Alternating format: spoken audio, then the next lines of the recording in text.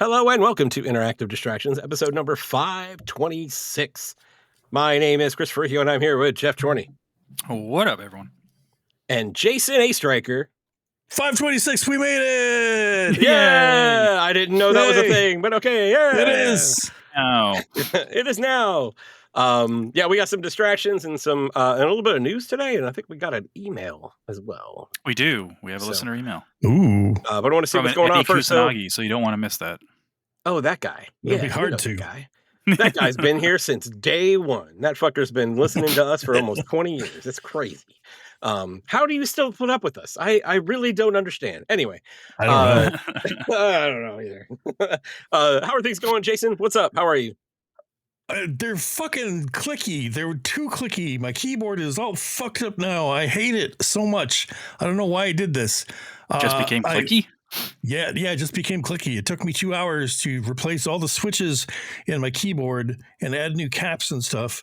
And you know, when I tried the clicky keys, I'm like, this sounds all right. This feels nice. Yeah, I could probably do this. As soon as I put the keycaps on, fucking pitch changed. It like went up in pitch. It got loud as shit, and I hate it now. And I'm getting a different keyboard. I don't like this. I don't like the clicky life. You guys can keep it. Give me my linear switches, which make no fucking noise. The mechanical, the wonderful clicky sound of the mechanical keyboards. You don't like it? Yeah. Nope. Can't deal with it. It's mostly that it's too loud. It's kind of satisfying to push. Because you get that nice, click. Griffin really liked them. But yeah. I'm sorry, kid. It's my keyboard. Get your own. That's right. So I got another one. It's supposed to be here by 10 o'clock, and I've been watching the fucking that's what delivery you're notifications. Okay. Yeah.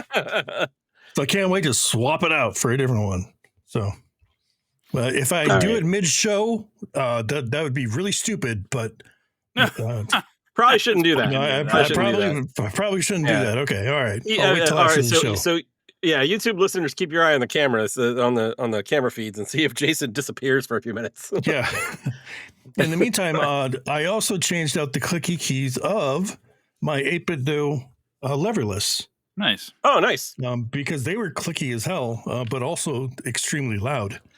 But now I've got some linear switches in there. They sound very nice. They're very muted. And this thing is awesome. I've been using it to play one of the games that we're going to talk about, Ninja Gaiden. I've been playing the shit out of that with this leverless.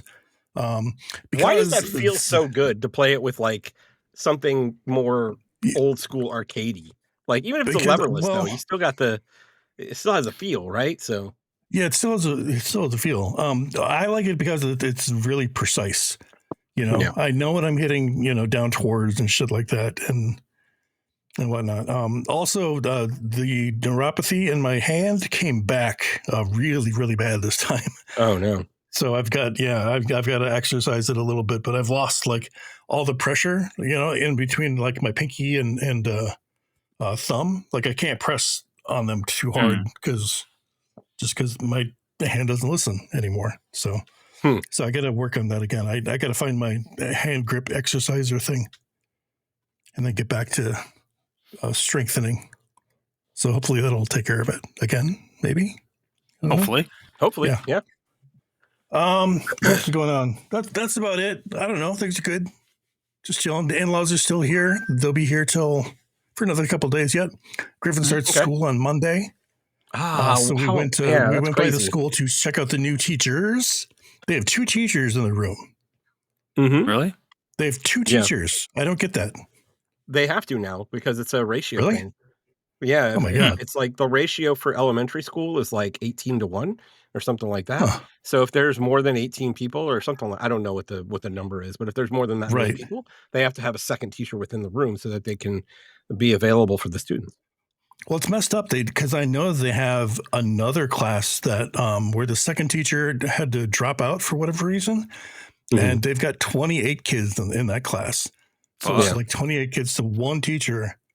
Yeah, meanwhile, this one is like 20 kids or something like that. And it's got 2 teachers. They should probably be adjusting that. Yeah, they should. But it doesn't seem like they have. So I feel bad for that teacher for sure. Yeah. Otherwise, things are good. Getting excited for school. Good stuff. Jeff, how about you, man? What's going on? Long weekend this weekend. So excellent. What's the holiday? No plans. Evo. Honestly, I don't even weekend. know. The what? It's Evo Honestly, weekend. It is Evo weekend. Yep. Yeah. It is Evo weekend. So I actually have been watching a lot of Evo, and got some carne asada in the fridge marinating. Gonna make tacos tomorrow night. Nice. All right. Good deal. Yeah, we don't have much plans other than that. Friends of ours usually have a bunch of people over to like pool, barbecue, that type of stuff, but we usually don't find out till like the day before or sometimes the morning of, just because they have kids and they're always like playing soccer and shit. So it depends on what happens there. So we might do that like on Sunday or something like that, or even Monday. So, or tomorrow's Sunday, right? Tomorrow's Sunday? Tomorrow's Sunday. Today's Saturday. Yep. Today's Saturday. Yeah, that's right. So probably maybe on Monday. But other than that, nothing, man. Just been watching Evo and playing games and relaxing. Me and Tanya went for a picnic today. That was kind of cool. Went for like a walk. I made some sandwiches and kind of hung out. It was fun. What about you, Chris? Good stuff. Let's see what's going on. I'm not sure if I talked about the D&D campaign that I started running. I know I mentioned it, but we did our first session. And it went okay, I think. I was supposed to, our second one was supposed to be tomorrow, but I'm just not ready for it. I had to tell him like there's too much shit going on. I'm not ready. So we'll push it off to him next week. But yeah, so school's getting ready. You know, we got my son is going into 10th grade. Like that's nuts. And then my daughter's going into 8th grade. Still not sure how that's going to work. She was supposed to go to summer school this year and she didn't. Whoa. She decided I'm not going to go. So it's like, all right, you know, be prepared. You're probably going to have to retake, you know, a class or two. So we'll see how that works out, I guess. And then I was super happy about the announcement for, I mean, this is gaming related, but it's not about something we played. So really happy about the announcement of the limited run special edition for Shantae Advance. That's going to be out on all platforms instead of just GBA. How many collector's editions for this one game are there? Fuck, so you were serious? That's when you said you needed the intervention? No, I mean, separate conversation, but.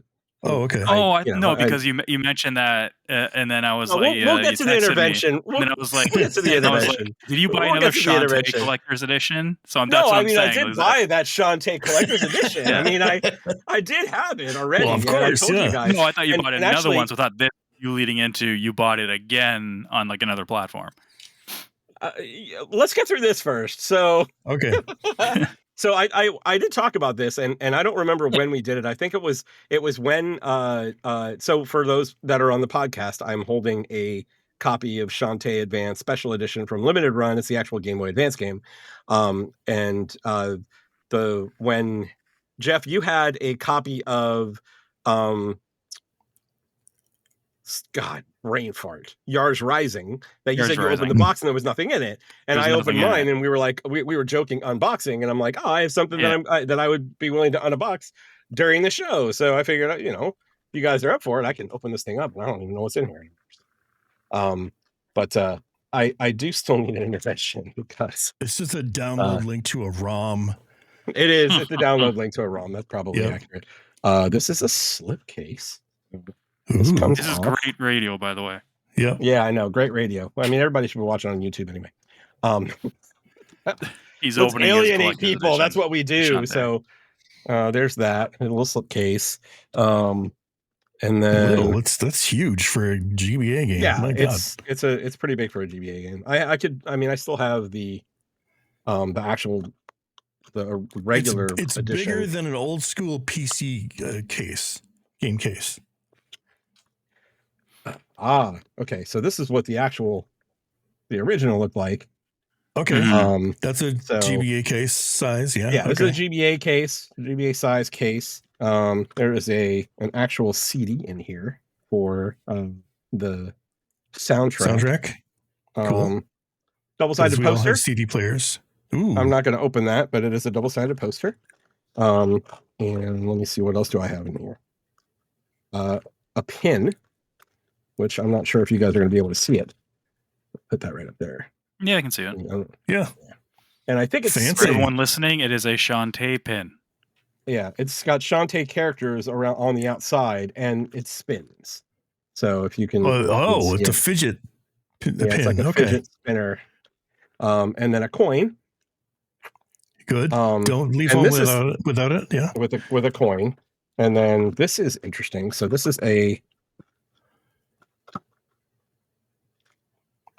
acrylic magnetic display case that holds the game. For what? Oh, okay. The game. Okay.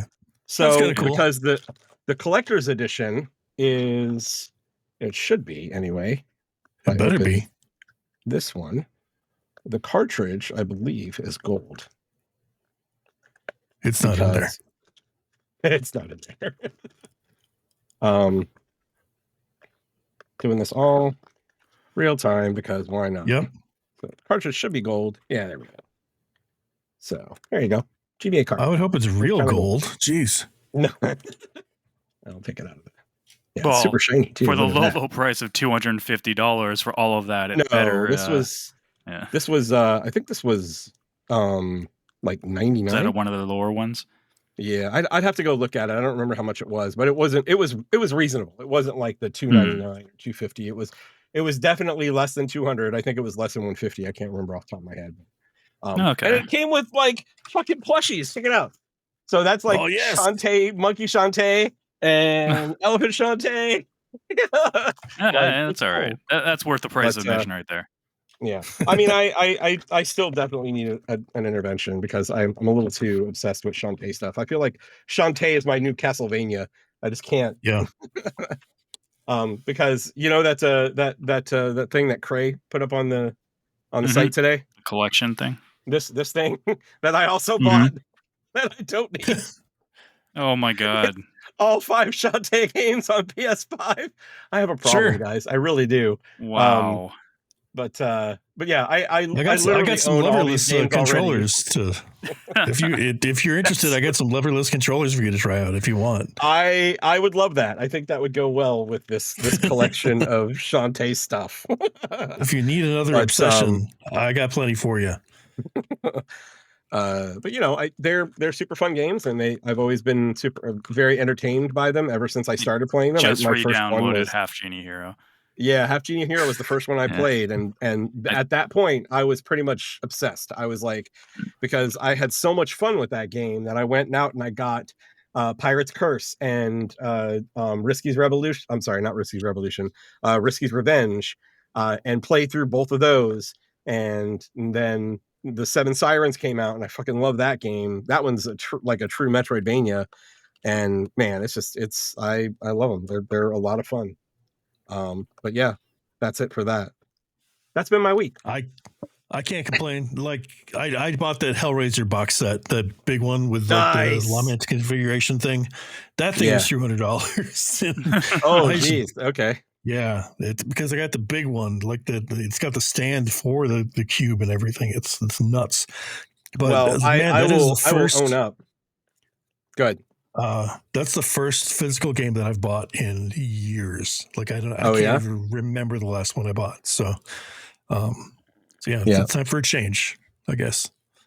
I will own up though. Hellraiser at me and I'm interested. Any horror stuff, right? Any horror stuff.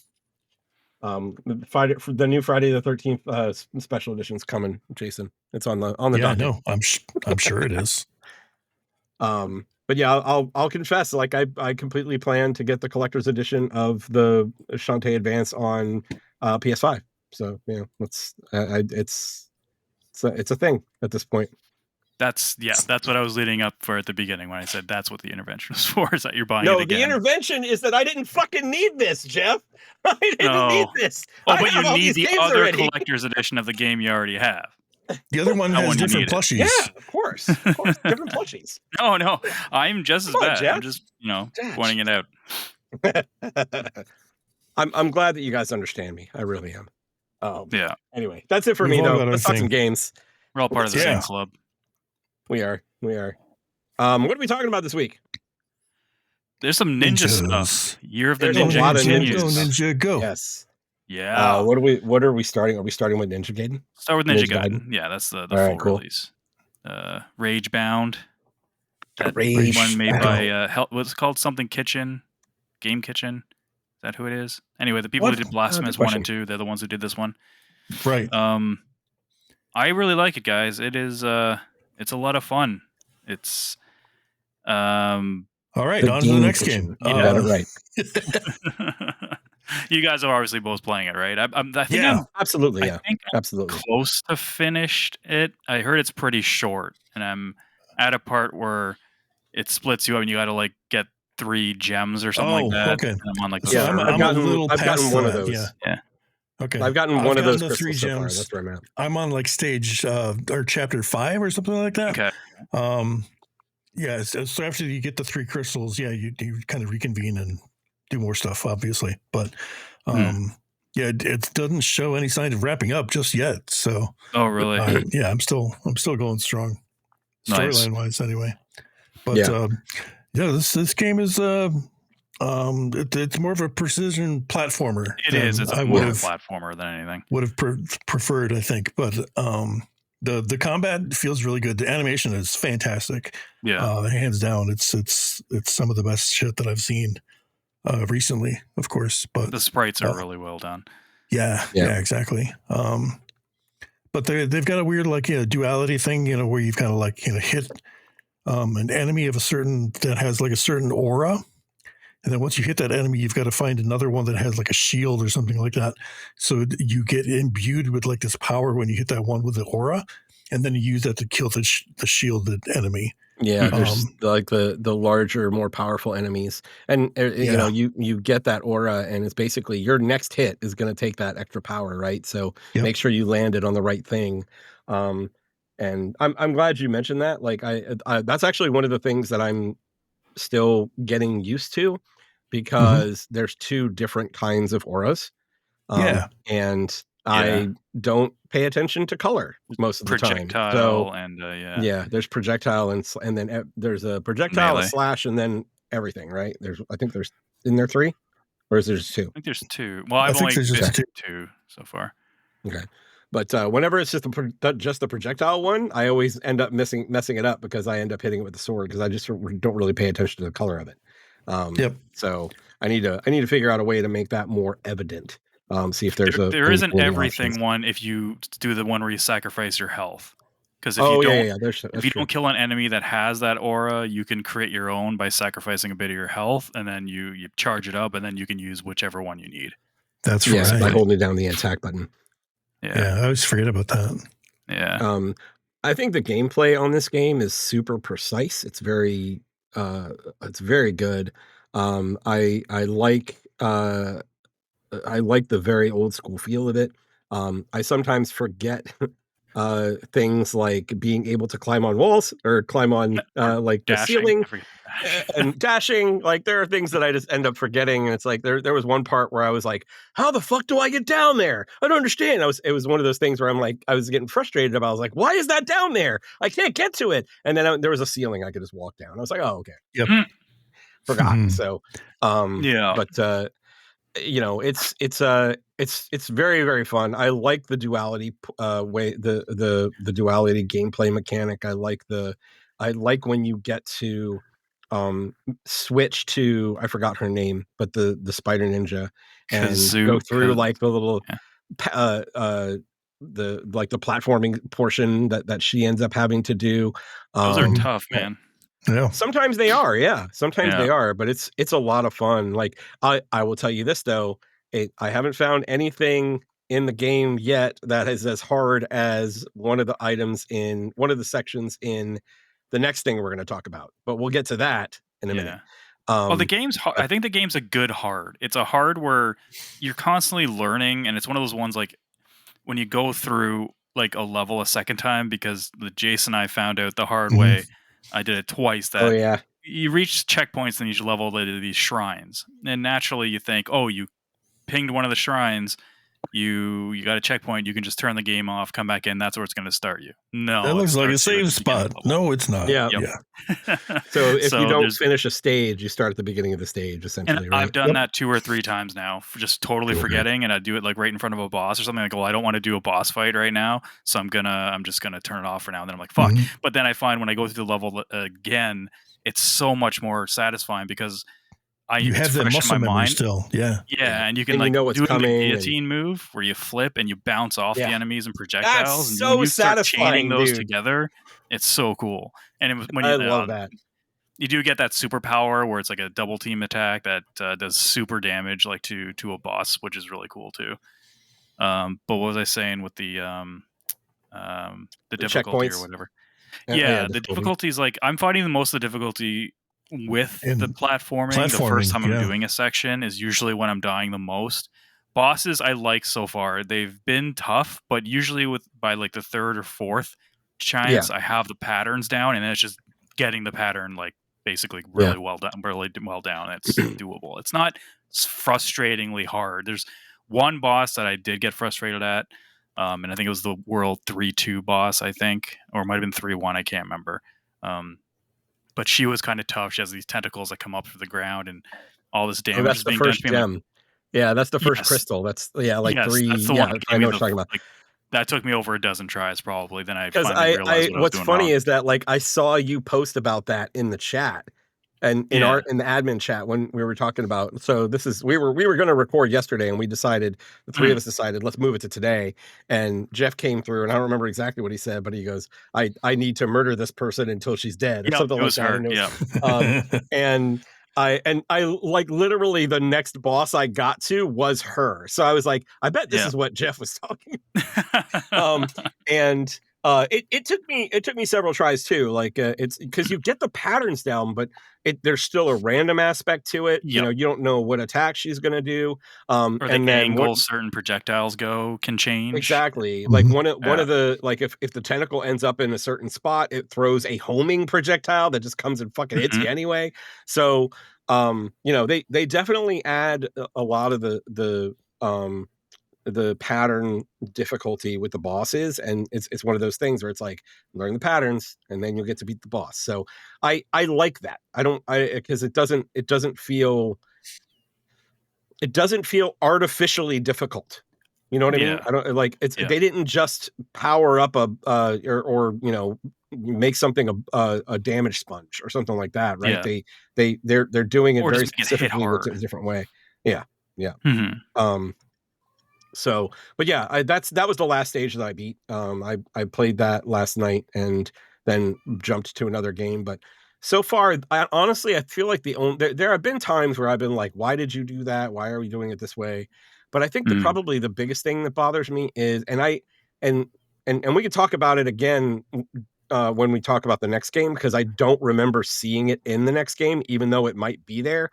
But I don't like games where if you just fall on a dude and you touch an enemy, it hurts you automatically. And not only does it hurt you, but it knocks you back. Right? Yeah. And there's a flinch. And then the enemy, nothing fucking happens to him at all, right? There's no you trade fall or on this anything. enemy. Yeah. Exactly. And like if you fall from a height and land on a dude, that dude's fucked up. But in this game, you just bounce off of him and take damage, and he just sits there like, whatever, you know? So that's probably the only thing that really bothers me. And I don't know if the next game does that or not. I never saw it. As far as I know, it doesn't. But, okay. But that's probably the one thing that bothers me. And if that does worry anyone out there, as it being a difficult game, there's so many accessibility options you can turn on in this. You can turn off that bounce. You can totally just turn that off if it doesn't. If you don't like it, you can turn down so much of the damage. There's not a difficulty. There's not a difficulty level, but if you actually go into the options, there's like each individual like fuck you thing that the game can do, you can turn off. It's really interesting how they set up difficulty in this game.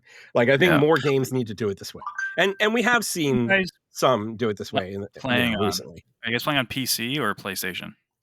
PC. I bought it on PlayStation. So then, Jason, have you tried the CRT filter? No, I can't say that I have. Because I've heard so many usually people say steer clear of those, but but I've heard that it's really makes the graphics look really, really good in this. But the problem is, I don't think that filter's on console yet. I can't find it. Yeah. Okay. So I was kind of like, and then because like almost everyone on the Kind of Funny panel when they did the review was like, they're always said the same thing. Like I'm usually against CRT filters, but put this on. And I looked everywhere for it, and I could not find it anywhere. I could have Googled it, I guess, but fuck that shit. I just figured it's not in the console versions right now for some weird reason. It's better to just ask Jason. Exactly. He's the source of all good information. The game's what, $25? PC knowledge. Yeah, that sounds right. I think so. Yeah. I think I got it cheaper because it was it was on sale day one for some reason. Yeah, exactly. Yeah. But I think it's like $25 regularly or something like that, and like that, which is very good for what I feel like what this. Absolutely. I feel like what it is, it's good. Like, was it 25 Canadian too? How much is it Canadian? No, it was like, I think it was like 30 Canadian or like 20, because 25 is usually about a $5 difference if it's in that range of pricing. Then the 10% got you down to like 22 or something like 27 or something like that. If it was 29, I can't remember. An amount that was happily spent in order to get the game. So that's really the big thing. Also, I originally pre-ordered it on the Switch, the physical edition. But then I heard that the Switch version runs at 30 frames a second. So I'm like, well, we can't have any of that, not for a game like this speed or whatever. Right. So then I bought it on Xbox digitally. Then I was like, why isn't my Switch version, like, it's not even shipped yet? And I didn't realize the physical version doesn't come out until like mid-September. What? Oh, weird. So, yeah. And the place I got it from, you can't get a refund. You can only get store credit, which I have no problem doing because I buy there a lot. So is it VGA? VGP, yeah. VGP. Yeah, so VGP. So that's they seem like a good place to buy from. Like, they are very good. Yeah, but they're not good for pre-orders only for that reason. If you do pre-order something, you're just getting store credit. But as long as you know that, it's fine. They're usually whatever. And they have a retail store, like brick and mortar store here too, that I go to a lot. And they have a deal if you buy, I think it's like 8 or 10 games with cash, you get the 11th game for free. So I've been kind of doing that. Okay. Yeah. That's not bad. Yeah, that was certainly. So I'm gonna have 2 versions of this if I don't cancel that one. But I'm glad I did, because I would have been, if I was just focused on keeping the Switch one, I'd still be sitting here being like, what the hell? And I guess I didn't read the physical one's not coming out until September, and it's just the physical's just on Switch 2, which is weird. It's just on Switch 2. There's only a physical copy for Switch, or Switch 1, I should say, not Switch 2. Okay. Because I was going to ask you if there's any information about the game on Switch 2, if it's playable or if it's no. I've watched YouTube videos and they pretty much say it's the same at this point. So I'm assuming they're going to patch it. I don't see anything like with this game that screams that the Switch 2 couldn't handle 60. I mean, I don't know what Blasphemous runs on those or whatever, but I mean, it's a side scroller. It's a good looking side scroller, but like, we'll talk about Shinobi, but I think objectively Shinobi's more impressive to look at. But there's also Switch issues with that too. Do you want to talk to Shinobi? Should we go into Shinobi now? Do we want? Are we ready? We'll sneak in like a ninja, Shinobi. Anything else you wanted to talk about with Ninja Gaiden? I just really like it. I'm happy with it. The biggest complaint that I have about Ninja Gaiden is that it's not Shinobi. Shinobi's really fucking good. Yeah, Shinobi I wasn't expecting it. Yeah, like they dropped the demo the day that Ninja Gaiden got released. That's kind of sure that wasn't strategic or anything, right? That was a double ninja salute. From make sure anybody who has Ninja Gaiden right now, make sure you finish it before Shinobi comes out, because you definitely want to get Shinobi. Go play the demo. It is fucking incredible. And like we were talking about animation within Ninja Gaiden, and holy shit, like they got the people that did Streets of Rage 4 on this, right? And it looks as good. It's amazing. It looks like a manga, gorgeous animation come to life. Yeah. No doubt. But the production value on Shinobi is definitely in a different league than I think Ninja Gaiden, in terms of just like the backgrounds, the art. Like, it just looks, because this game isn't $30, but it's this demo. If the final game is anything like this demo, this game is going to be really high on my game of the year list. I have a feeling. Yeah. Same when it hits. Just because it's such a different feel, like it's a completely different game. Like, you can initially say that it's a 2D, side scroller or whatever. You can say that about both of these games, but where Ninja Gaiden is a precision platformer, Shinobi's like a character action game, like it's stylish combos and stuff. You can kind of mash shit out and have a great time with it, or you can get as technical as you want and string together all kinds of platforming craziness too. There is, but not So- nearly as bad as Ninja Gaiden. Oh, yes, it is. Did you Oh, I don't guys? know. Okay, so the demo is relatively short. You're going through Yeah. I think it's pretty long. one stage. I mean, it's long for the one stage that you have. It's one stage, but it's Yeah. one really long stage. But there are these elite squads. Did you guys run into the elite squads? I did run into an elite squad, yeah. Mhm. Did you run into both the of the elite challenge room? squads? No, to be honest, dude, I stopped playing it. Once I hit the elite squad, I stopped playing it around there. I played it up to that point on all three on the platforms, and then I did it twice up to both. I honestly have seen enough, so I have not seen past that. Yeah. Okay. Are these forced encounters or are these side encounters? No, they're optional encounters. You can go around them. And actually, the one that did you guys get the grapple hook? No. Get to the grappling. Okay, so there is a very, very involved grappling platforming section within the demo to get to the second elite squad. And it was a lot to get through that. It took me probably anywhere between 15 and 20 tries to get through it, to actually get it down. Because I had to, and then I got to the elite squad at the end of it and got my ass reamed the first couple times. Yeah, then you have to fight. And if you get your ass reamed, you do the platforming all over again. So I went through it several times. Yeah, I went through it several times, and I was like, no, I'm gonna fucking do this, man. I'm gonna get it. But by the time it was all done, I'm glad I did, because the platforming is. I have a few issues with the way the grappling hook works, because it's very how do I put this? I don't know. It's similar to Shadow Labyrinth, and I'm going to get to that in a minute too. But it's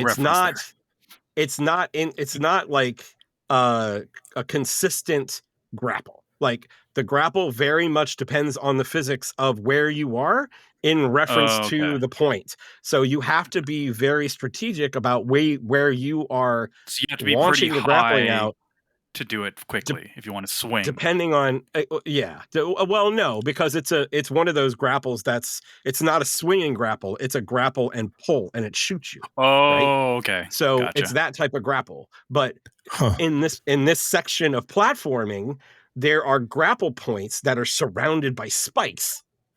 So, and if you hit the spikes, you go back to the fucking start. So you have to strategically fall into the spikes and grapple right before you hit them to get out of that area. So, and that's why I was saying, Shinobi definitely has the platforming if you want it. It's there. If you want it. Yeah. I mean, from the demo, it's if you want it. I didn't see anything else that came even remotely close to what Ninja Gaiden does outside of that section. I kind of hope they leave it that way, because it reminds me of the way Prince of Persia did it, because Prince of Persia had these really interesting and difficult platforming sections, but they were all optional, and they all led you to something. Yeah, they led you to some cool upgrade that you may not even need, right? But it was a cool reward for you finishing that section. And I feel like, at least from the demo, they're doing something similar with Shinobi, and I'm all about it. I'm all about it. I love it. I can see myself playing the shit out of this game and going for a platinum on it, because while I was playing it, I also they also flashed up, you could do this to open up the map, and the map looked like a fucking Metroidvania map. I'm like, did they just get Metroidvania in my Shinobi too? They did. I'm like, this game is going to easily be on my Game of the Year list if it's coming out like this. So. And I haven't even touched on the combat, which is the combat is fucking spectacular. It's so good. Take me away. The combos, the juggles. You can even if you knock them in front of you. I didn't know. I found this at the second playthrough. If you hit that right bumper, you do a forward kind of dash thing that continues juggling as you can continue it. You're juggling horizontally. So it's awesome. And they make it so that you can do just easy combos. But it's so rewarding to do just a little bit more. So there's an upgrade that you can unlock where there's a short and a heavy attack, right? And the basic attack is just I'm playing on PlayStation, so it's just square, right?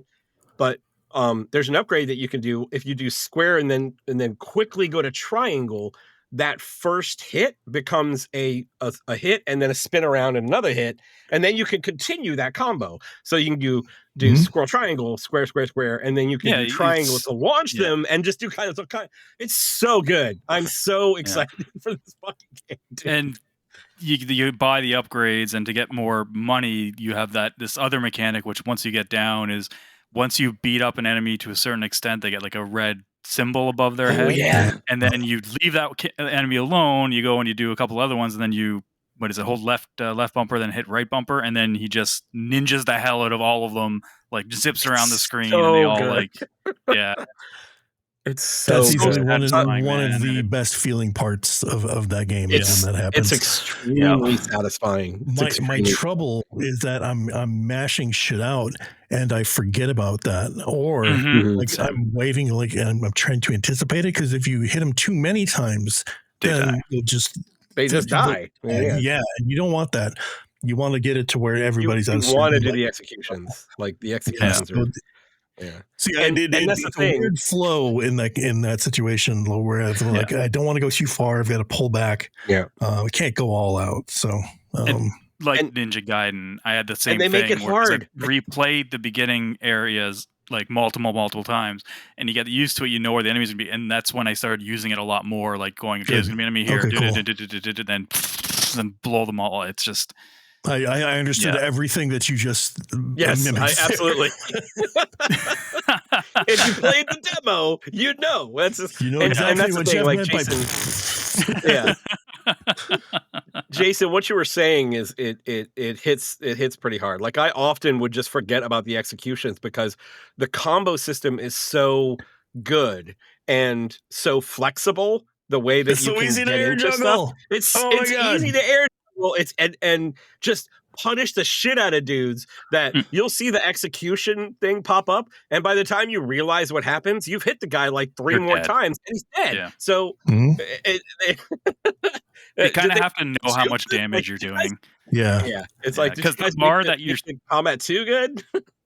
And the bar that you're looking at for do that, it is kind of small. It's underneath their health bar, and it is kind of sometimes hard to see how much it's going up each time you hit them. So I think it becomes more of a timing thing. The more you play it, like this enemy, it's going to be like this many hits, probably, give or take.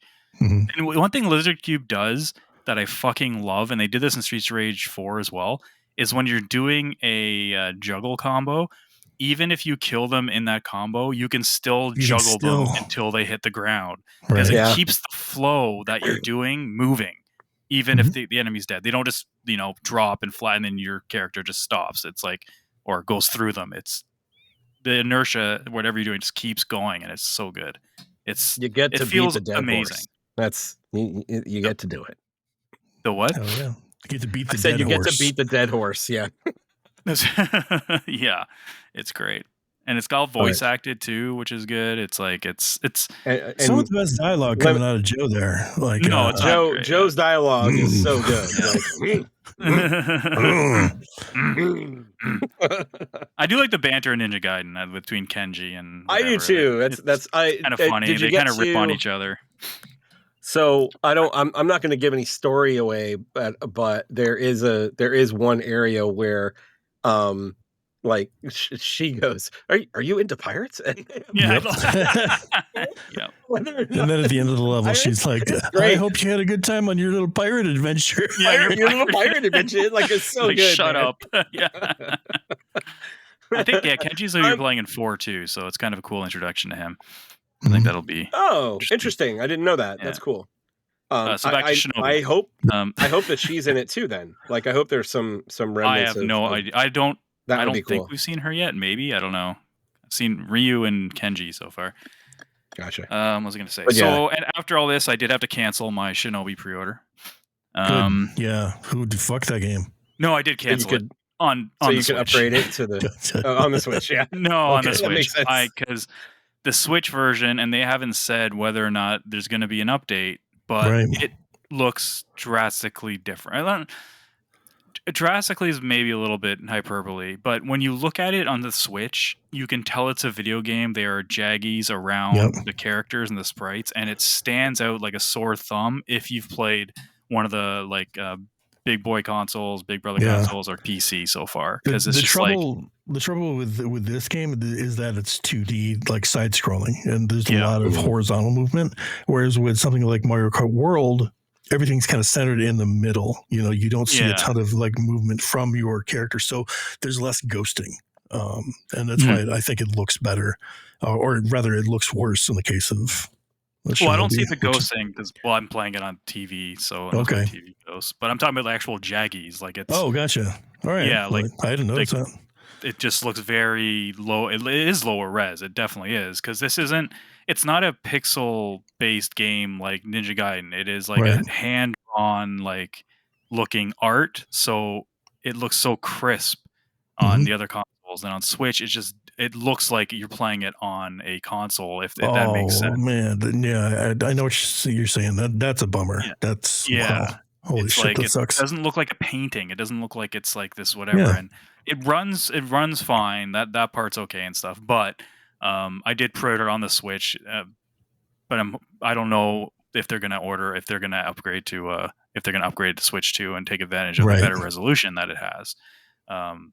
So anyway, I ended up getting it on Xbox, and then I have it still on Switch coming from Limited Run because I did get the classic edition that comes in like the Genesis case, the oversized Genesis case and stuff like that. But that's not till next year, and I was not waiting till next year for it. So no, especially after playing this demo, like that was like a shadow drop. That was like it was just awesome. I'm actually absolutely getting it anyway. Like I'll get it digitally and then wait for the Limited Run physical, right? So. But yeah, I'm glad you guys are in the same boat I am because I played Ninja Gaiden first and then I switched over to Shinobi and I was like, listen, Ninja Gaiden's good, but they both exist in the right world, in the same world though. They're totally different games. It's good. It's great and it's crazy and I never would have expected both of them to be this good. Yeah, because they're both. I still want to play both of them like without a doubt, right? So yeah. Shinobi will be probably my favorite just because it's more my jam. It's character action stuff. And I always been more biased towards Shinobi because I'm being a Sega kid growing up. I was always Shinobi. Yeah. Shinobi is one of my earliest arcade memories, is the original Shinobi. Oh, damn. Yeah, that's farther back than I was just going to talk about. I started playing Shinobi 3. Somebody in our Discord, I think it was Zillion, was playing Shinobi 3 just for the hell of it. And I fired that up as well. And I'm on the last fucking level. And I think I'm going to give it up. It's hard, dude. Yeah, it's so hard. Super hard. It's interesting you say that. You still have the dive kick from 3 in this new Shinobi game. It's the new one. It feels really good. Yeah. It's interesting you say that because once I actually played the demo, the first thing that came to my head was to go back and play Shadow Dancer because that was my favorite of the franchise. And I haven't played that one in a while, but I remember that was one of those games that I had it for. I was a kid. Like you got a game, you played that game and got everything you got out of it. So I beat that game so many times in so many different ways that I was like, Shadow Dancer. That game's awesome. So I was not afraid, but my one concern was that Shinobi has always been like by no means was it a shooter, but it's it's projectile focused on all of them, pretty much majority of them. And this being more melee focused, I thought it was not going to have that Shinobi feel, but you do throw a lot of shurikens. You are doing a lot of cool shit like that. It's Shinobi. Like it's great. It's a modern Shinobi throwback, if that makes any sense at all. Yep. For what they did to Streets of Rage 4, they're doing the same with Shinobi. They're doing 100% doing it to Shinobi too. Yeah. Yeah. And dude, the Ninja Gaiden has an 87 right now on Metacritic, and I do have that on my fantasy team. And this is just for bragging rights at this point because I'm not winning it, but I also have Shinobi. And now I'm not saying this because we love Shinobi that much better, but I think Shinobi has a chance to break 90 in the average scores because I think it's going to be that good. Unless it totally shits the bed after the demo and it just gets super repetitive or something, which I don't can't see really happening. I hope not. I think, I think this is going to be one of the big surprise. Well, it's not a surprise to us, but for a lot of people, I think it's going to surprise a lot of people of how good it actually is. Yeah, I think our confidence level is pretty high after Streets of Rage because we all played the shit out of that one too, right? Yep. So, shit. Yeah, like I can't wait. I was super into that developer back when they made that 2D digitized. Like they scanned in their friends essentially and made a beat 'em up game, but it had like really high combo potential. In the engine, and it was just a little fucking team, and they just put it out on PC or whatever. But it was so fucking tight. Like the gameplay was so good. It looked like absolute trash, but the gameplay was there. So once they were on board for Streets of Rage, I was sat up and I was ready. Nice. That's awesome. Very cool. Good stuff. Anything else we want to talk about for these two games? I think that's good for now. I'm certainly ninjas, excited. Man. I honestly think if you guys haven't seen that platforming section, go play it again and see if you can find the grappling hook and go check it out. Yeah, it's I a fired it up challenge. today. I fired it up today just to replay a little bit of it. And I'm like, no, I don't. I'm playing Ninja Gaiden. I need to focus on that. I don't need to be spoiled. That's true. By Shinobi right now. Yeah, and you're just gonna be like, I want this now, and it's gonna make the wait of 1 month. I want it's air the end juggle. of August, not that far. Oh yeah.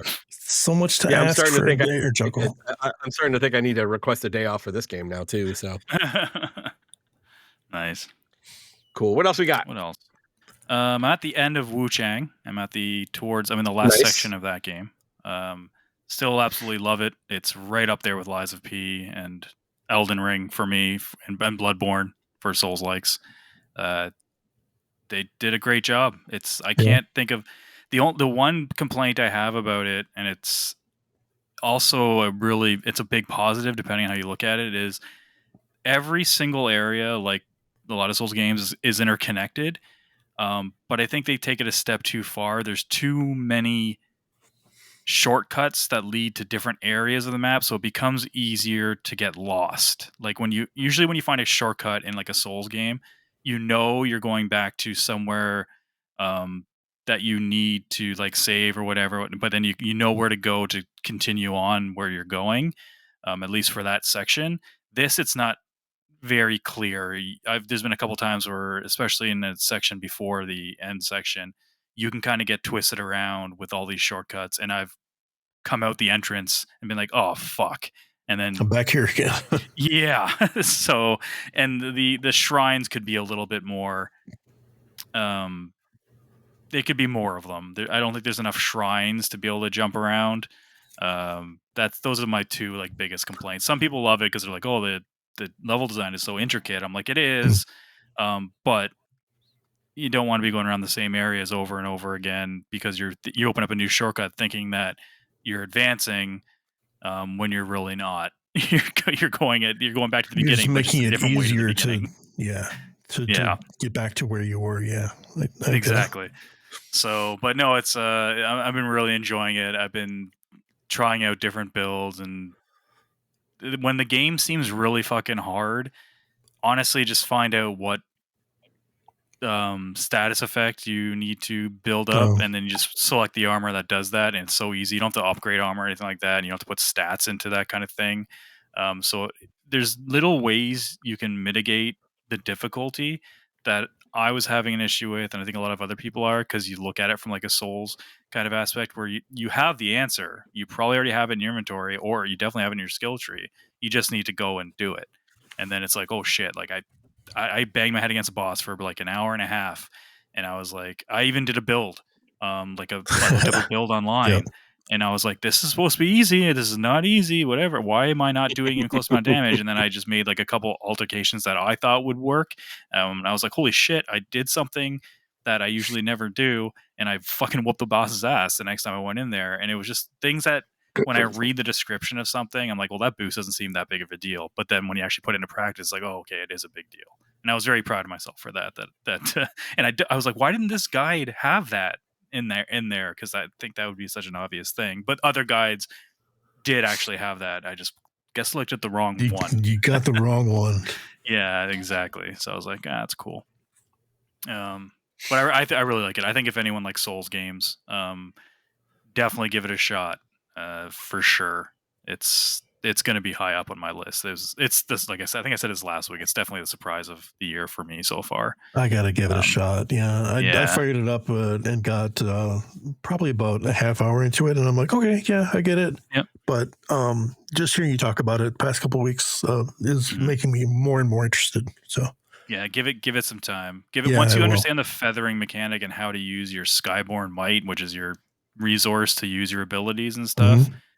That's when it becomes like pretty good. And you get some stuff that you do and you constantly, at first you're like, oh, I have to dodge to get one of these, or I have to hit a couple times to get one of these. Then eventually you get to a point where it's like you almost have it all the time, and it's just, you're just wrecking shop. And just, it does have some difficulty spikes with bosses, but like I said, usually you could figure out a way to kind of make it a lot easier.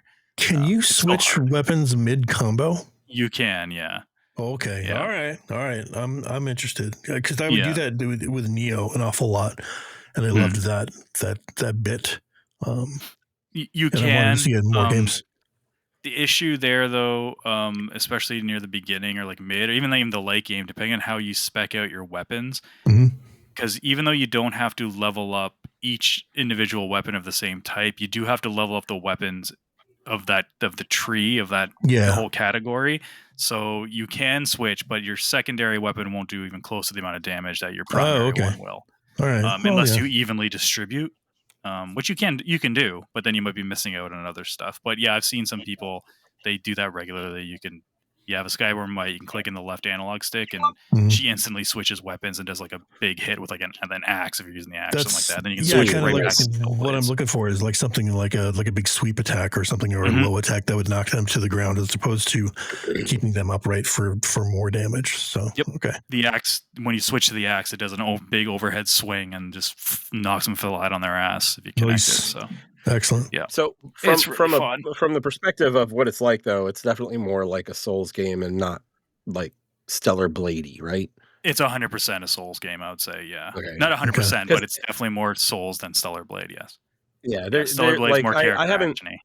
Yeah, absolutely. Like I've definitely just looked at like shots of it, screenshots of it. I haven't watched many videos or anything like that, but like they certainly were aesthetically looking for a little bit of that Stellar Blade look in some areas. She's got skimpy outfits. Yeah, she does have some skimpy what I'm talking about. Yeah, that's the direction they're going. So they're not as bad as Stellar Blade. Like they're not as revealing and not as crazy. What are you talking about? Especially the newer ones in Stellar Blade. Yeah. So she's basically naked in Stellar Blade now, but yeah, no. There are some cleavage. Are you playing on PC? Oh, never mind. Am I playing on PC? Oh no, I see what you're doing there. Yeah, mods. Yeah, somebody just wants some mods. Yeah, they definitely have some. They have some gooning going on in the game a little bit, but it's not abundant. It's not crazy amounts. Yeah, it doesn't seem like it. Okay. No, but it's cool. Hopefully we'll finish that. I'm hoping to finish it tomorrow or by Monday, hopefully. So hopefully by next week I'll have it finished up. What else have I been playing, guys? Me, I'm still solidly in my beat 'em up era, and I brought back a banger, and that is Fight and Rage. And I just wanted to take a minute to talk about how fucking good that game is. Like it is way better than it has any right to be. You know, being done by like one dude. There's I feel like I got that game for like $1 too. Like when I bought it on Steam, they frequently had it off, or had it for like 90% off, where you get it for $1. It's $20 normally or something, and right now it's still full price, but it's still worth it at $20. I would say. It's not online yet, though, is it? No, only local. That's why I'm pulling off. Yeah, I could see that, and they've kind of dropped support for it as well. I can't remember the last time they did any, updates or anything. So it's just kind of hanging in the wind. But like I said, it's just the one guy. But man, what a fucking pedigree he's got now. Like, I love all three of the characters. So, they're all very different, even though they're mimicking other character tropes, like the dude in here, it looks like a ninja. He's fucking Guy from Final Fight, like right down to like some of the combo strings. And I love that the girl's name is Gal instead of Guy. Yeah.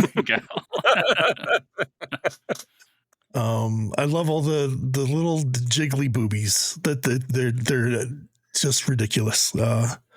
This game's nuts. It's please go get it. Please go play it. It does look really fun. And the thing is, like, the gameplay is solid, like solid. Yeah, it's way beyond anything that I'm even capable of.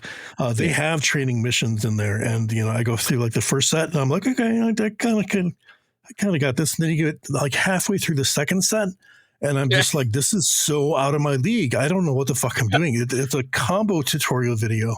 And I can't even keep up, and it's just a beat 'em up.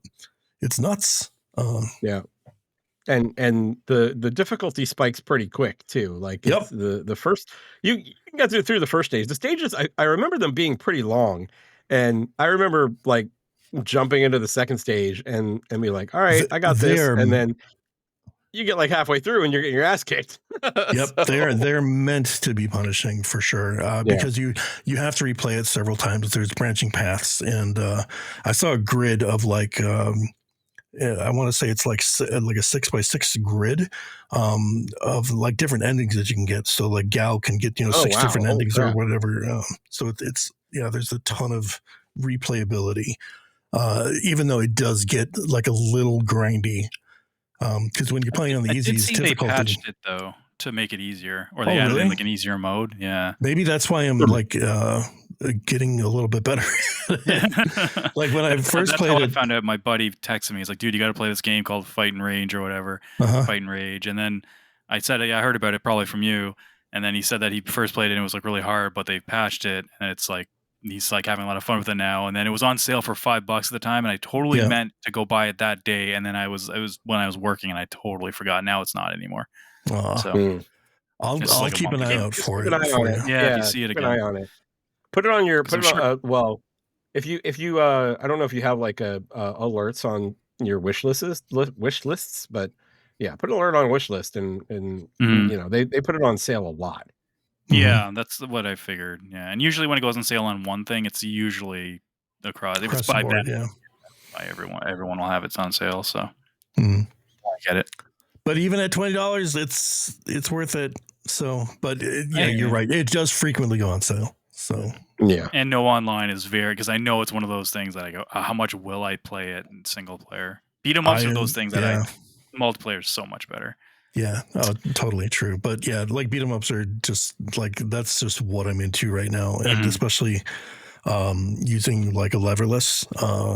It's been a lot of fun. So it's like replaying and like kind of rediscovering some of these games again. So 100%. But that's all that I've been up to. Beat 'em ups and ninjas. And living the life, man. Lowest recorded price 99 cents. And the last time was about 6 months ago. Okay. So it does happen. So just keep your eyes on it. It's definitely. I don't know if it's ever going to go. It's probably going to $5 is probably where it's going to hit on console. Well, maybe some games go to like $2, but we'll see. Oh, on consoles, I'm looking at the Steam. I'm looking at Steam. Steam got down to 99 cents. I just bought Chaos Code on the Switch for $2. Which is a fighting game. So they definitely go down there. I think in Switch in particular, they frequently have $1 games. They're usually the fucking hentai trash. But they have a wish list on everything, and then just whichever one gets the sale quickest. Yep. Should I get Guilty Gear Strive on Switch? I was thinking about doing that the other day. It's like $30 or $40. Like it's and it includes the first 2 seasons of DLC, and it runs really, really well. Yeah, I heard it's a really good port. Yeah, I kind of want to make the Switch to my fighting game console, at least for anything like Street Fighter 6 backwards. Yep. So it's nice because it's so fucking portable. You can just bring it wherever. Exactly. And the stick is wireless, so if I can, it's so easy accessible, like to do whatever. So that's what I love about this new leverless is it's wireless. It's wireless too, right? Yeah. That's the first one. That's awesome. Yeah, that's the first one that's really done that. But dude, is it Bluetooth or is it dongle? Both. So on Switch it's Bluetooth, and then I think you can use the dongle actually. Is that the 8.2 one? Too. Yes.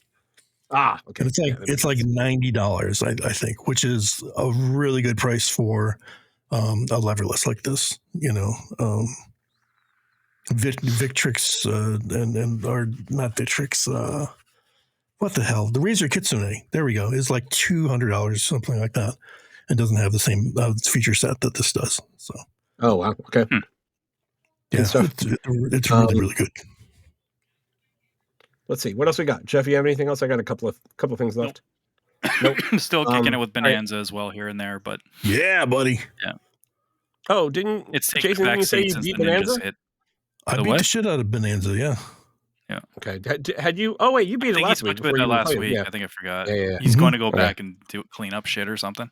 Yep. Yeah. Let's see. I'm playing more Shadow Labyrinth. I'm still enjoying that game. Definitely. I got to the traditional Pac-Man parts. Like there's the as you're going through the front of the front half of the game, you run into these little I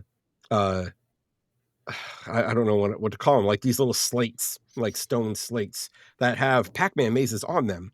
And as you're walking by them, Puck is like, I don't know what these are yet. And when you're like 12 hours into the game, you finally find one, and you have to fight essentially a Pac-Man ghost within the world of Shadow Labyrinth.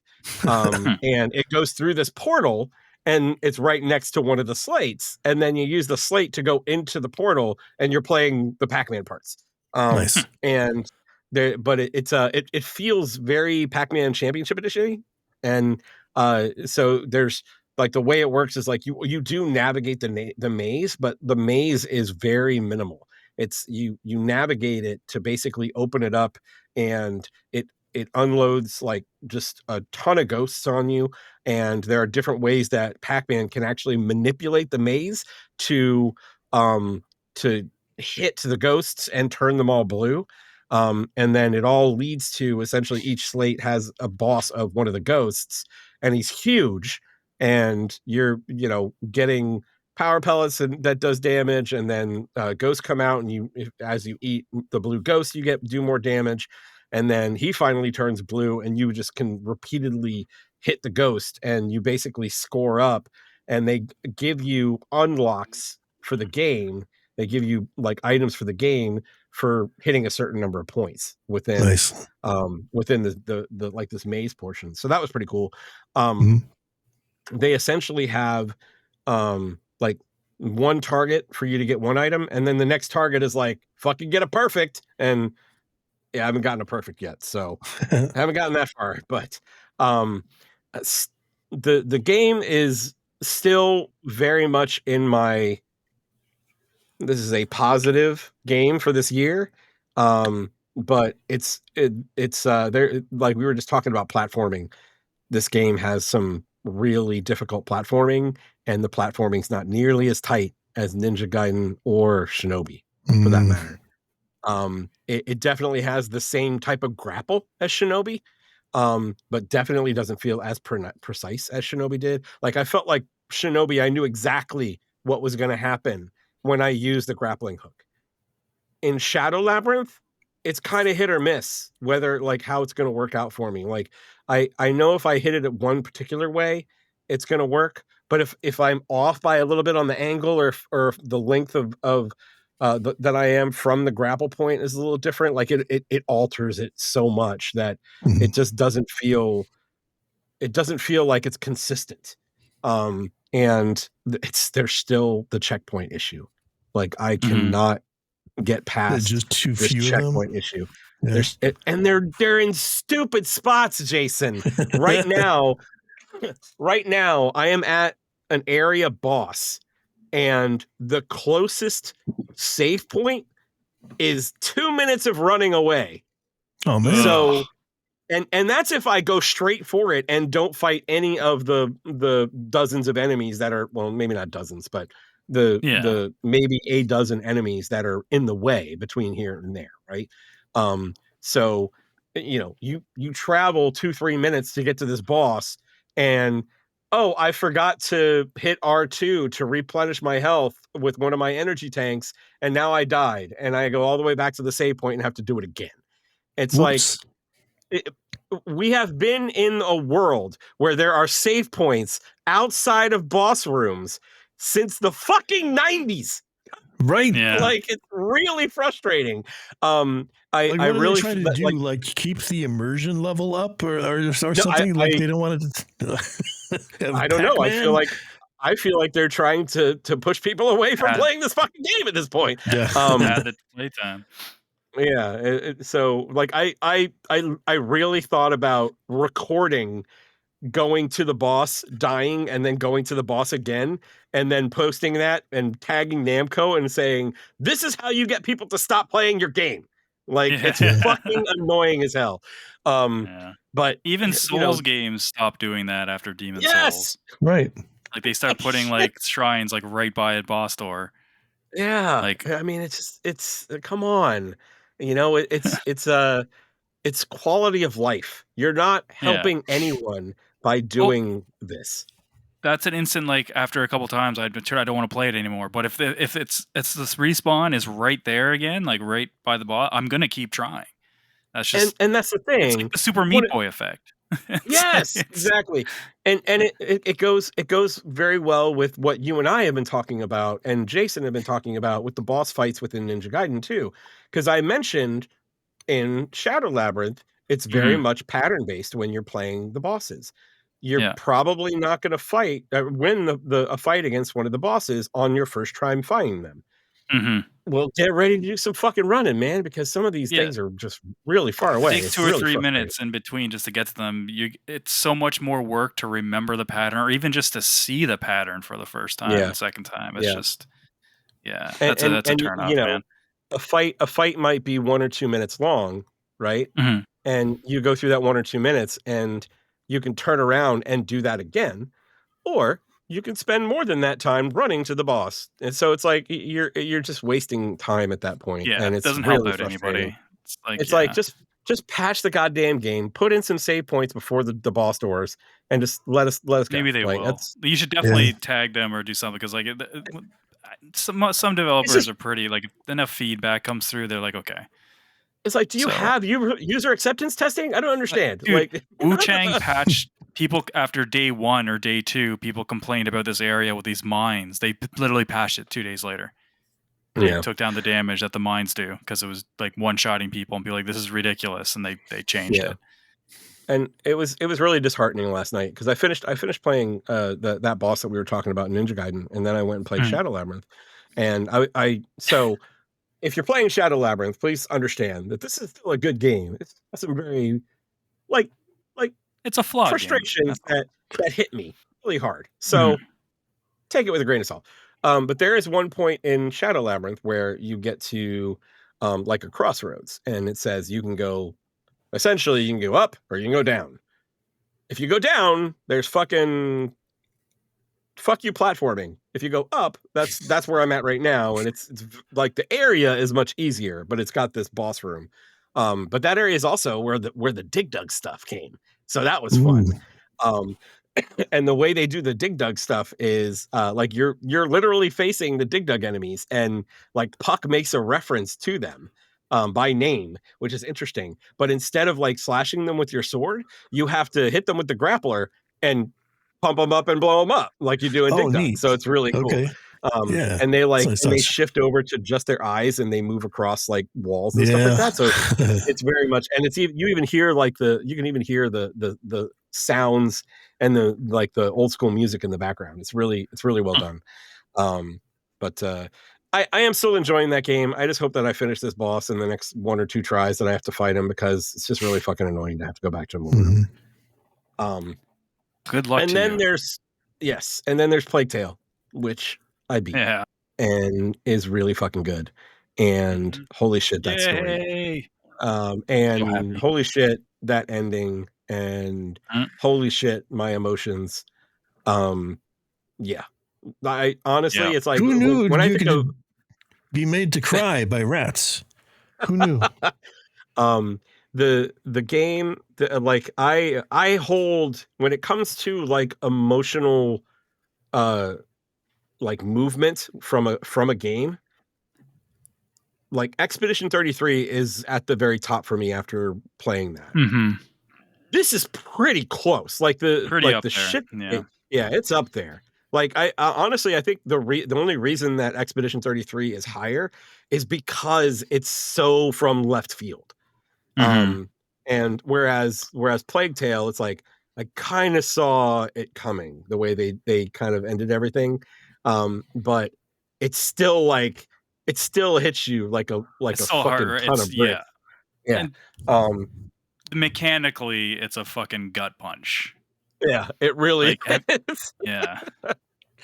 But man, that's a great game. I really enjoyed it. I was very much. I jokingly put up posted an image on Discord, and I tagged Jeff and Eddie and Eddie Zillion Zvek, Yeah. and yeah, and I said I'm playing this game a certain way, and there's like one of the things that this game does is there's 3 different skills that are earned by actually playing the game certain ways.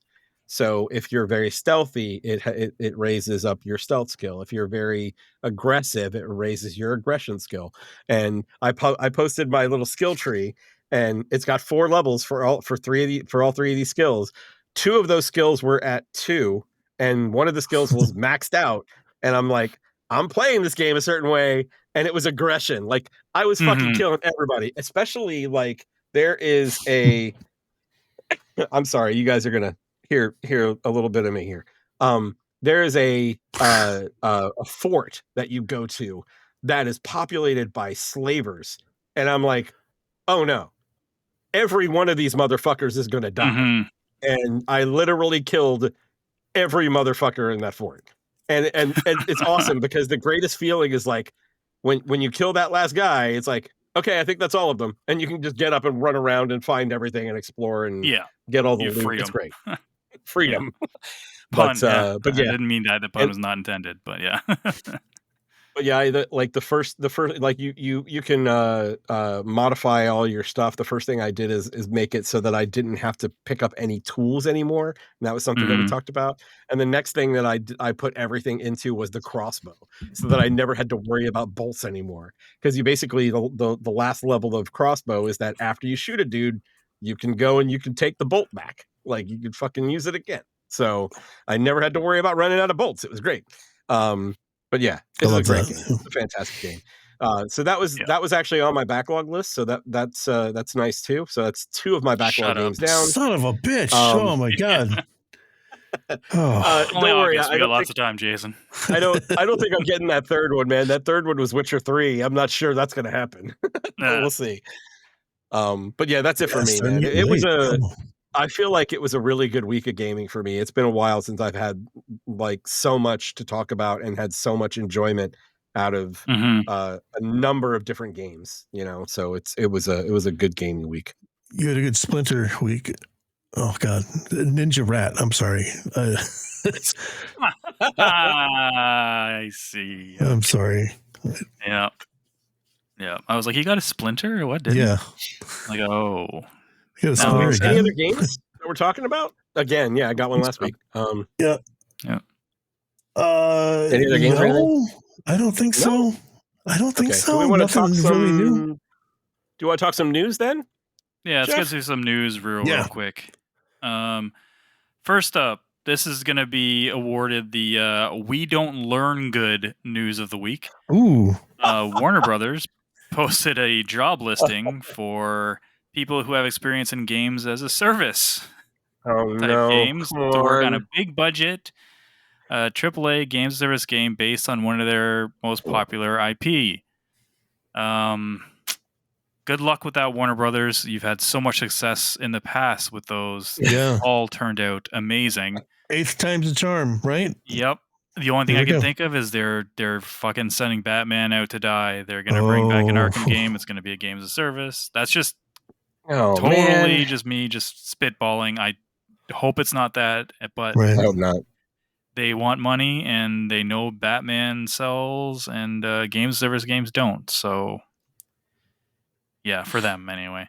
Yeah. So they get the award this week of that because that's just they don't learn. What the hell? Like, what is it? We don't Gotham learn good. Knights. Is that the category? Okay. The what? The we don't learn we don't good. learn good. Okay, gotcha. Yep. We don't learn good. We're bringing this back. We don't learn good news of the week. I like it. Yep. THQ Nordic, they had a little bit of a showcase a couple days ago. We won't do our usual thing like the Navish meter for these, just mainly because they're very short showcases. Anything? I don't know if you guys took a look at that, but there were 2 games on there that I the aftermath, of the 2 games that like. you're about to mention. Yep. Yeah. So Darksiders 4, they showed a teaser of that. So that first teaser they showed at one of their things last year, where they just showed like the 4 pillars, the stone mouth things talking. Everyone figured it's going to be a new Darksiders. It is. Yep. It's going to have co-op based on the Steam page. Oh, so I didn't catch that. That's good. Yeah. So who knows if it's going to be 2 people or 4? I hope it's 4 because they do show the 4 horsemen in the trailer. So that'll be cool.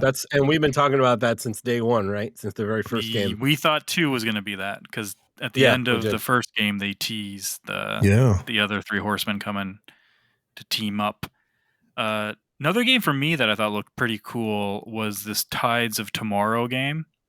I think that's the one. It's like a first-person. It looks like it's kind of like a Skyrim-y type game, but it looks absolutely insane.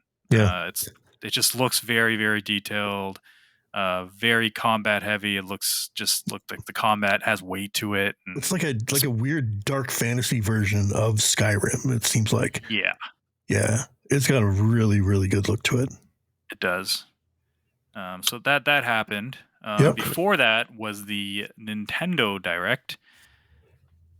Ooh. So we all watched that live. Well, we didn't watch it live. We were chatting about it live in the Discord. I know Jason and I was. I'm sure Chris was actually being responsible and working. Probably, I was not. When was it?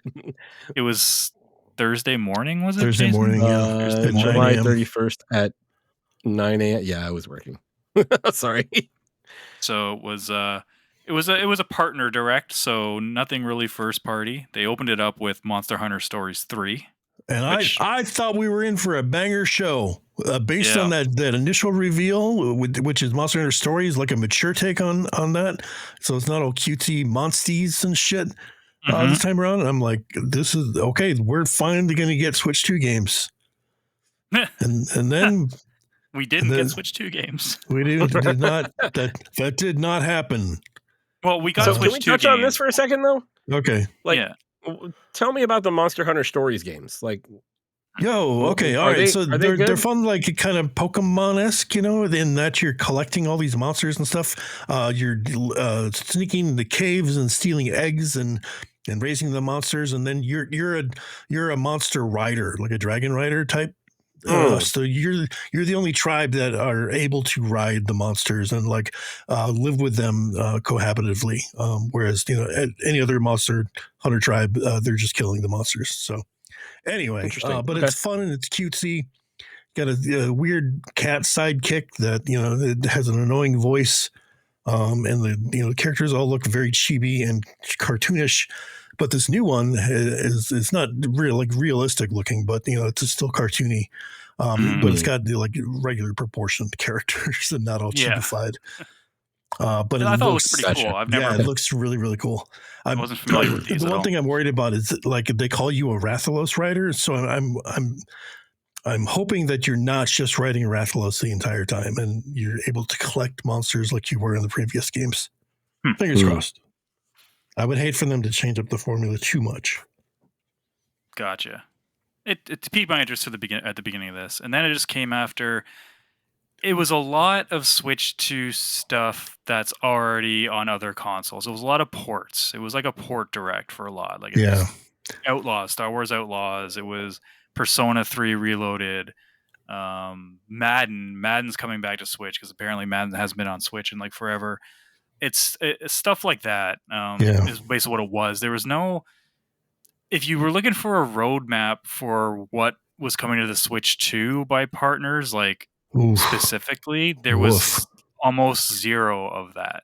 Yeah. And that's what I think people were looking for. There wasn't even ports of Xbox games, which I thought we were going to get. Like I made a kind of like prediction. I thought Halo might have been coming over to this. I thought this would have been when it goes multi-platform, because I can't see them announcing that it's Sony's or theirs, because I think there would be backlash. But I think if they do it on like Nintendo's and be like, it's coming to Switch too, but then press release, it's also coming to PlayStation. It wouldn't be, people wouldn't like fucking want to jump off a bridge. Yeah, I agree. Yeah, that makes sense. Yeah, or like Forza Horizon 5 or something like that. Nothing from them was on there. They didn't even have Elden Ring on there, Night which Ring, again, ports, but The they're new big one? ports. No, not even the Oh, Dust not the Bloods. new one. That wasn't even on there. I thought maybe we'd see Dust Bloods or something like that. Like it, no. They closed out the show with two new games.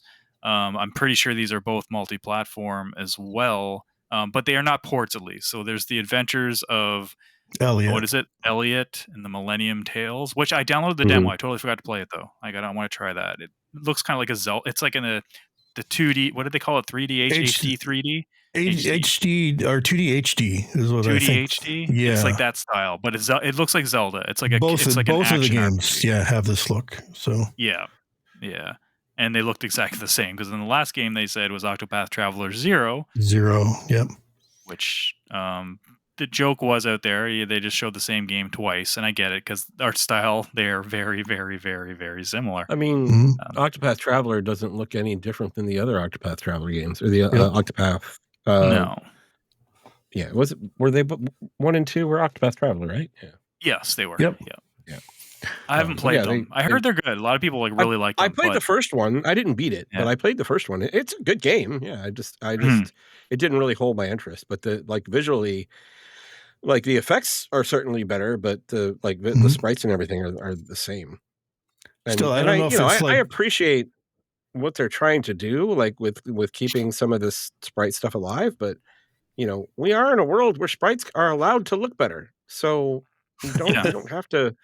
You don't have to stick to 16-bit sprites, It's like maybe move to I do like 32-bit sprites. Like I mean I do too, but at the same time I also like the art style of, for instance, Mega Man 8, which was a sprite-based game, but it was on PlayStation and was better. Looked better. It's like you can do that. That's still considered a standard definition game, and it's still pixel art, right? But it's higher quality. Like you can go that extra mile and do it. Yep. Yeah. You can still make it look awesome. Like it's absolutely. The other thing that they're doing is Final Fantasy Tactics, which they showed again, which does not look like I would have rather them done this kind of art style, but again, they just did the whole like smoothing. It looks like it's just smoothed out the graphics, or just I'm real worried about this, boys. I don't know how to feel about this. About Tactics? Yeah, like it's one of my favorite games, and I don't know that I agree with what they're doing so far. Everything they've put down, I'm not putting up, as they say, or picking up. Picking up, yeah. Right. It sounds like we're poo-pooing on it, but I think we're like, as newly, we purchased a Switch 2 recently. I was kind of hoping for at least a few things. I was like, okay, show us what this thing can do from a third party that's had it for. And I get it. They didn't send dev kits out till like just before launch to a lot of their publishers and developers. Still, I think they could have mustered up something better than Plants vs. Zombies, Jeff. Oh God, Plants, yeah. Hey, listen, Pac-Man World 2 was there, okay? That was there. What? Oh. Hey, well, guys, we got the Shinobi demo shadow drop there too, so that was cool. That kind of took me off the watch list, I guess.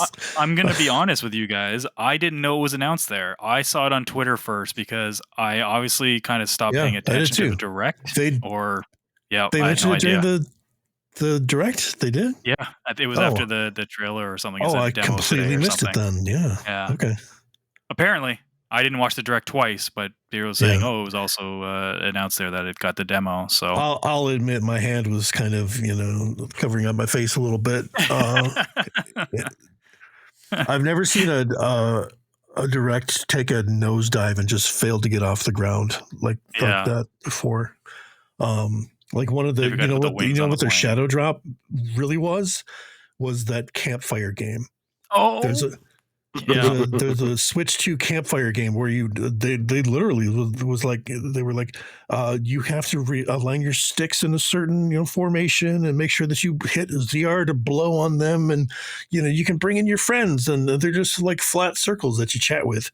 It's all just hanging out, sitting by the fire. It's a chat room. Oh, the chilling by the fire. Oh god, chilling by the fire. Yeah, and you're they're building like, and fires it's out and today. Yeah. Like is it out today? Yeah, was it out? Yep. $15. That is something I think would be fun to do once with your friends. Be like, hey, this is kind of cool. All right, now let's go play a game. Like, let's go play a real game. Yeah, this goes back to like the air quotes game that they did to like the tech demo. It's like, manual. Why are you charging for that? Yeah.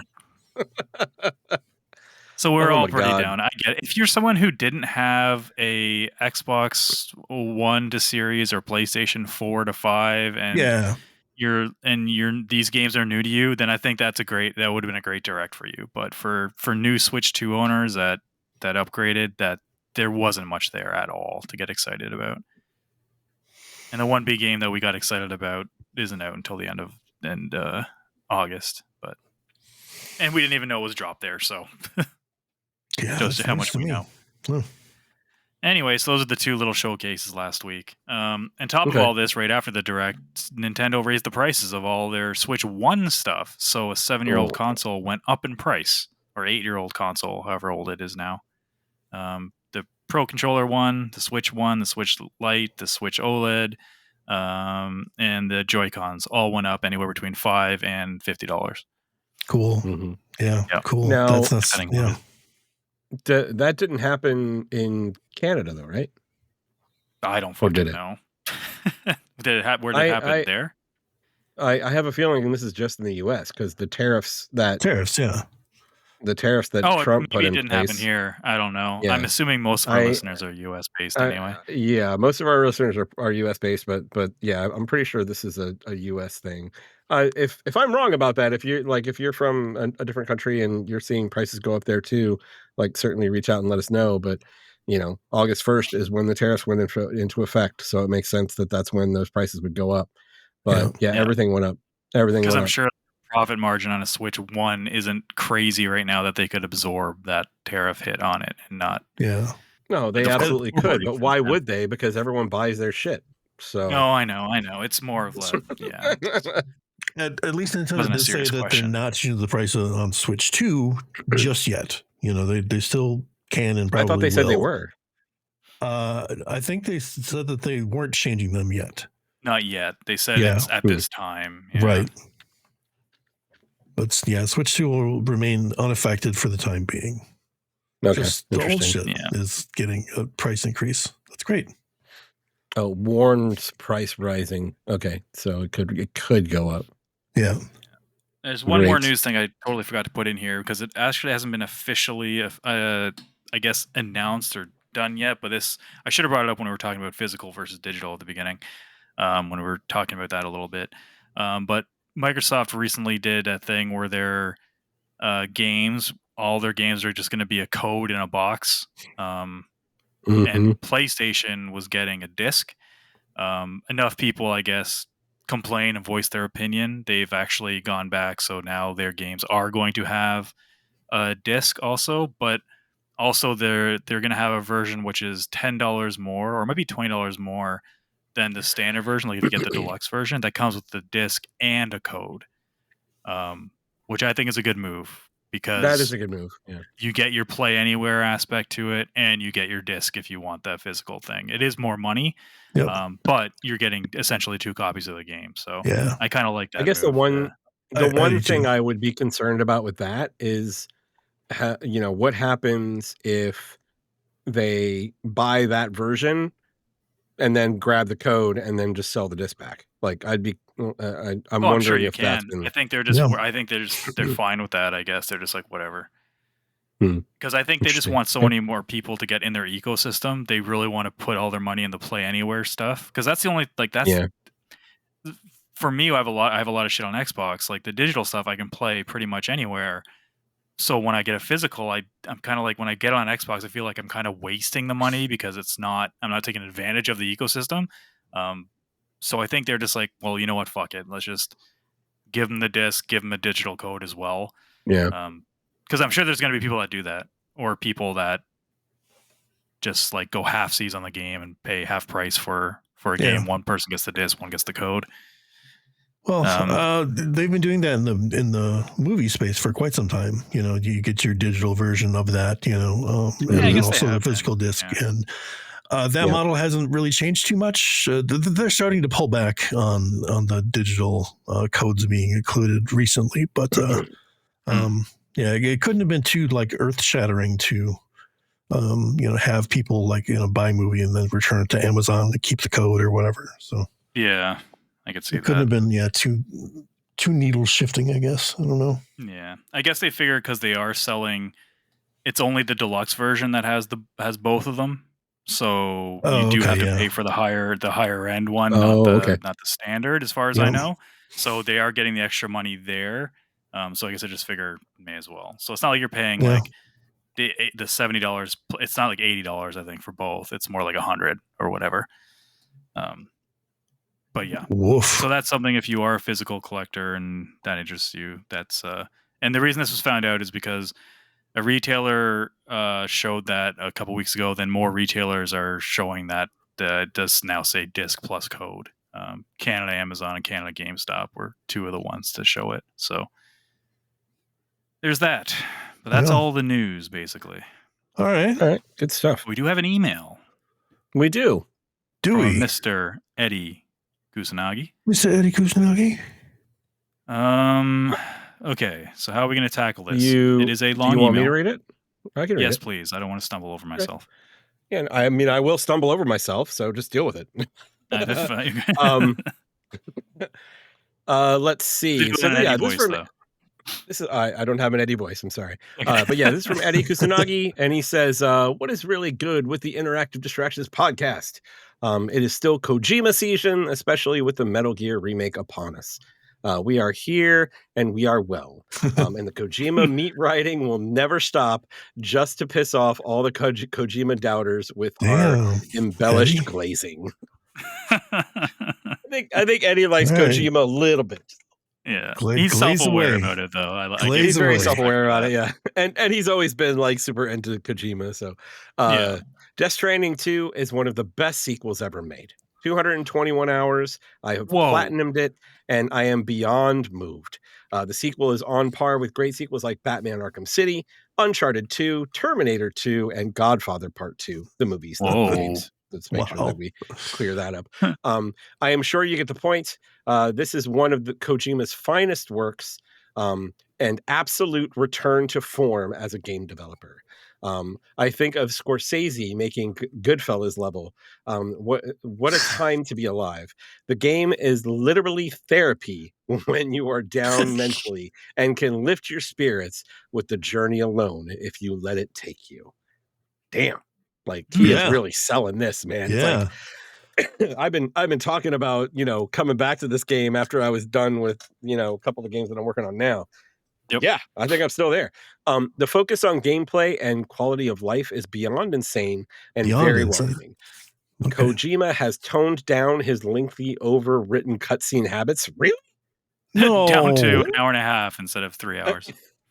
Like, that's hard to believe, especially compared to the first game.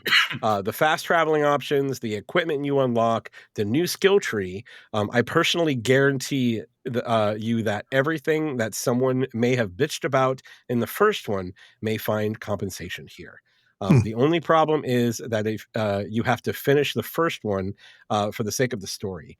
A price for greatness, but the price worth paying because nothing worthwhile ever comes easy. And the payoff is worth the time and effort. My personal guarantee to you. Rooting for you, Chris. So thanks for the call out, I guess.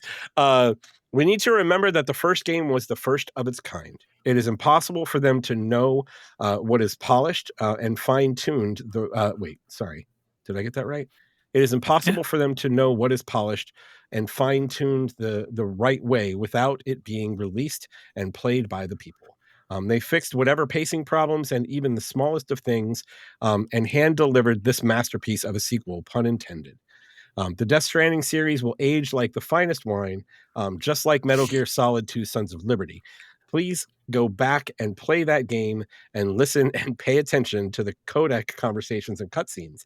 The amount of content in that game and how it is relevant to today's age today's day and age 2025 will blow your fucking mind. And that game came out 25 years ago. I love Kojima, but above that, I love you guys and this show. Keep on. Thank you. Love Thank you, Eddie. Thanks, Eddie. That was a fantastic email. Hey, buddy. And I mean, if I wasn't already sold Kojima on writes cutscenes, Jesus Christ. If I wasn't already sold on Death Stranding, I certainly would be after that. Did it. So, yeah, that absolutely would have done it if I wasn't already sold. So, I absolutely plan on playing the second one. The first game was fantastic, and I certainly had my issues with part of it, but you and others have all told me that a lot of the quality of life stuff comes in very, very quickly. It makes it a lot easier to get through some of the tedium that was in the first game. So, yeah, really much looking forward to that. And again, thank you, Eddie, for the email, and thank you, dude, for being a supporter of ours since day one. Man. I don't mean to make fun. I'm ashamed of my words and deeds now. He knows we're just joking around. Oh, he knows. Okay. Yeah, he knows. Yeah. He wouldn't still be here if he thought we were serious. And yeah. I love you, Eddie. Yeah, I mean, making fun of is how we show love, right? Yes, exactly. That's true. I don't really make fun of people that I dislike. So it's fun to tease. That's true. He brings up the Sons of Liberty thing. I actually saw a YouTube video yesterday or today. It is scary how that game talks about AI and how it will be used. And it was 25 years ago when that game was made, because it's scarily accurate. It's I do intend to play movie trailers that are themed after 1950s TV shows. It'll be okay. Maybe not all AI, but not all AI. Of it. Yeah. But yeah, no, I'm playing through the Metal Gear series. I want to play through 1 and 2 before I start Delta. So we'll see if that gets done. Just add that to my backlog list. No, I can't say that. The second I say something's on my backlog list, it'll never happen. So it's not on my backlog list. I just want to play it before it. There you go. Cool. Anything else, guys? I think that might be a show. I think that's it. I'm good. Good stuff. All right, everyone. Thank you all for listening. Hope you enjoyed the show. If you did, please tell a few friends about us. We certainly appreciate that. And if you're on YouTube, like, subscribe, and comment. All of those things help us out a lot. And we love having new people in the community. So if you are interested in being a part of that community, Discord's in the comments. In the description. Discord's in the Discord. Come on, in the comments. And you can check out our link tree at interactivedistractions.com, and that leads to all of our socials, as well as Discord and Patreon if you want to support us. And thank you all to our patrons. We very much appreciate all of you. Hell yeah. And I think that's it. So until next time, my name is Chris. My keyboard's here. I'm Jason. And I'm Jeff. Get rid of that clickety-clack. That's right. No more clickety-clack. And we'll talk to you next week. Goodbye.